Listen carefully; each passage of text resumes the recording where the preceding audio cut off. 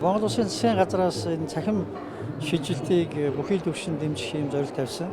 Энэ шийдвэрээс цахим хөгжил харилцаа холбооны яам гэсэн байгуулсан таавар мэдж байгаа байна. Алсын хараа 250 гэсэн баримтчиг байгаа Монгол Улсад. Энэ дээр жишээ нь зүгээр цаашдаа бид төрийн үйлчлэгийг, төрийн аливаа одоо ажлыг бол цахим орчинд зохион байгуулж иргэдэд шуурхаа одоо хүн сурталгүй өргөх ийм зорилт тавьсан юм байна. Тэрний нэг нь одоо энэ одоо саяны e-job платформ бол 2022 оны 12 сард ашиглалтанд орсон юм байна. Тэгээ одоо ашиглагдаад явж байгаа. Гэхдээ энэ бол дан ганц одоо ажил хайж байгаа хүмүүс бол биш. Ажилтан хайж байгаа компаниуд бол байгууллагууд бүртгэгдсэн байдаг. Зуучлалын компаниуд бас бүртгүүлсэн байдаг. Зөвлөгөө өгдөг байгууллагууд бүртгүүлсэн байдаг юм байна. Тэгээ энэтэй холбоотойгоор сайн үр дүн гарч байна. Өнгөрсөн хугацаанд 42 мянган хүн энэгээр бол шинэ ажлын байр зуучлагдсан үе ажилтаа болсон байгаа. Энэ бол гэхдээ бидний хувьд бол бас их хангалттай гэж үзэх байгаа шүү дээ. Цаашдаа илүү одоо өргөн боломжууд байгаа учраас нөгөө тэгүр бас өнөөдрийн бидний хийж байгаа зохион байгуулж байгаа өдөрлөг бол өөрөө чухал. Дандаа бүх юм бол цахимаар гэх юм бол бас иргэдийн маань хувьд цахим орчинд мэдээлэл авах боломж харилцан адилгүй байдаг учраас боломжит өдөрлөгүүд бас зохион байгуулж байгаа. Ажил олгогч нар өөрсдөө хийж одоо ажлын байраа танилцуулах, ажил хайж байгаа хүмүүсийг эндээс ажлын байр одоо мэдж одоо олж авч өөрсдөө ажилтаа болох хөдөлмөртийн талаар бас зөвлөгөө авч байна. Энэ дээр бол таахан харж байгаа хөдөлмөртэй холбоотой бас төс хөтөлбөрүүд байдаг. Энийн талаарх мэдээлэлүүд өгдөг.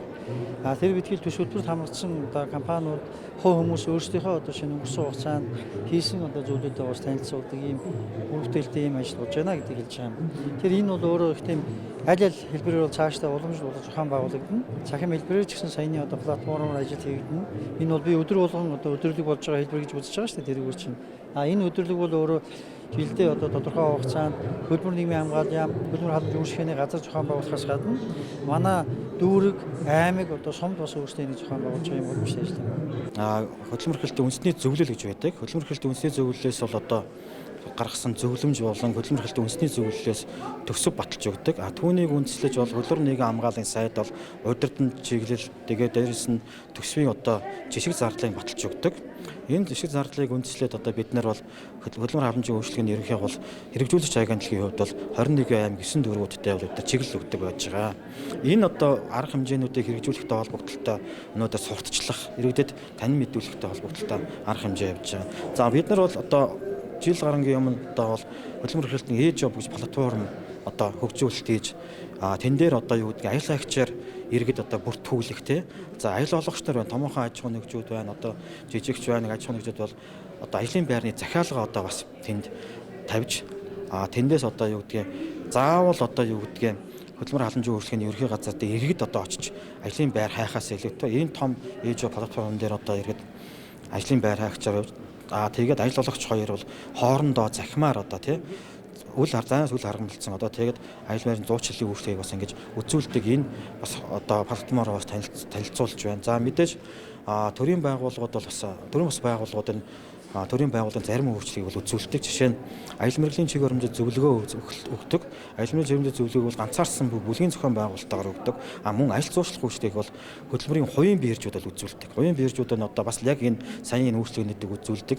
Энэ үйлчлэгийг үзүүлэхэд бол иргэдэд бас манай хөдөлмөрийн хувийн биержийн төлөөлөлд бас ирсэн байж байна. За тэгээд мэдээж томоохон аж ахуйн нэгж байгууллагууд одоо бас ирж өөрсдийн одоо ажлын байгууллагын ажлын байрныгаа танилцуулга хийж байна, аялал зуучлалж байна. Өнөөдрийн байдлаар бол одоо захимаар болон энд ирсэн бол 800 гаруй аж ахуйн нэгж байгууллагад одоо оролцож байна. Түүнээс одоо эндээс мэд ажил агчаар ирүүлсэн хайгч иргэд бол бүртгүүлээд өөрийн сонирхсан одоо ажлын байранд орох энэ нээлттэй хаалганы өдрийг зохион байгуулж байна. За өрсөлдөөн бэрхшээлтэй иргэдийн хөдөлмөр эрхлэлтийг нэмэгдүүлэх талаар бол Монгол Улсын засгийн газар их хурлаас бол сүүлийн одоо 3 жил бол бас нэлээд дөрвтэй арга хэмжээнүүд бол авч байгаа. Жишээ нь ажлын байрны даатгагчуулагч гэдэг одоо шинэ ажил мэргэжлийг Монгол Улсад бий болгосон.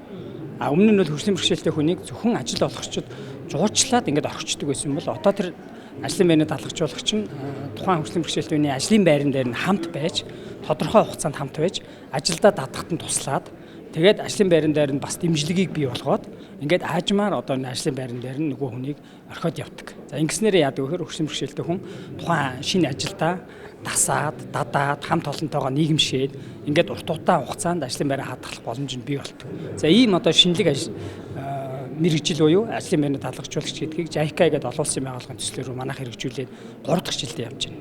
За өнөөдөр ихэд бас ажлын байрны даатгагчуулагч нар зарим төлөөлөл нь ирээд хөгжлийн бэрхшээлтэй ажил хөдөлмөр сонирхож байгаа хүмүүсүүдээр бас үнэлгээ хийгээд ингээд ажиллаж байна.